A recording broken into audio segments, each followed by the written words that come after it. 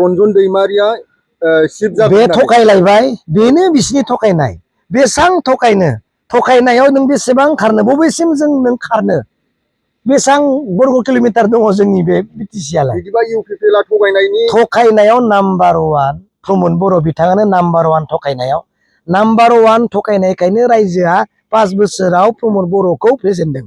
number 1 माखौ थगायदों मिथिबाय न'खर न'खर साख्रि होगोन होननानै प्रमद बर'आबो थगायदों दिपेन बर'आबो थगायदों एनडिबिफोरखौ जोबथेसालिनिफ्राय नै सफैबाय जोंनि बड'लेण्डआव रन्जन दैमारिया सफैबाय नै होननानै आसि दिन्थिनानै थगायनाया प्रमद बर' आरो दिपेन बर' नङा होमबा स्कुल कलेजआ सरकारि जाजोबसिगोन होननानै नाम्बार 1 थगायनाया प्रमद बर' आरो दिपेन बर' नङा होमबा एनडिबिफोरखौ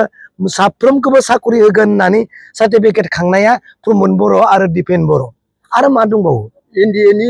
सा 15 बिजाथिया बेसेबां सा 15बो देरहागोन गोजौ गाहाय जेबो खोथा गैया विपुल भट मेक्सिमाम भट लानानै बयबो देरहागोन देरहानायनि खोथाखौ देरहागोना देरहाया सोंनो नाङा बेसेबां डिफारेन्स अफ भटआव देरहागोन बेल' दिनै प्रश्न जानांगौ 14 नं उदालगुरियाव दिपेन बर'आ मा जागोन दिपेन बर'आ आराम उन्दुना थागोन नङा होमबा आन्दलन खालामनो नागिरगोन मा खालामबावनो बेलाय बिजेपिनिफ्राय होनायबाथ' बेहा देरहागौमोन बिजेपिनिफ्राय टिकेट लास्रामोन बेथ' बिजेपिनि एजेन्टमोन नालाय थांनाय खनसेयाव मात्र बे भट कमिटिनि कार्डल' मोननो बाखिसोमोन मिथिबाय बिथां एजेन्टमोन उनाव बिदिनो नोङो बिपिएल थानाय नङा थ्रोब थांगोन महाबा बे आरो गेरान्टि दोलोनि एग्रिकालचार एजेन्ट अबिनाश दैमारि बिथाङा गोबां डिफेक्टनि सायाव गोबां बानस'बाय थादों मिसुलिया खोथा होननानै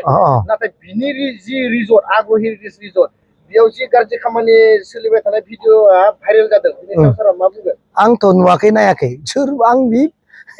हाजार मानसिफोरखौ बोरै सिनायनोब्रा प्रमदनि खोथाखौसो सों नङा होमबा गिदिर गिदिर मानसि बे हादारन गामियाव थानायखौ मानो सोंनांगौ गिदिर गिदिर मानसिनि माबाखौ सों बेफोर थगायनाय नों प्रमद बर'आनो डाबल थगायसुलाब्ला बेथ' आरो गायनि थाखायनाथ' नों ट्रिपल जागोन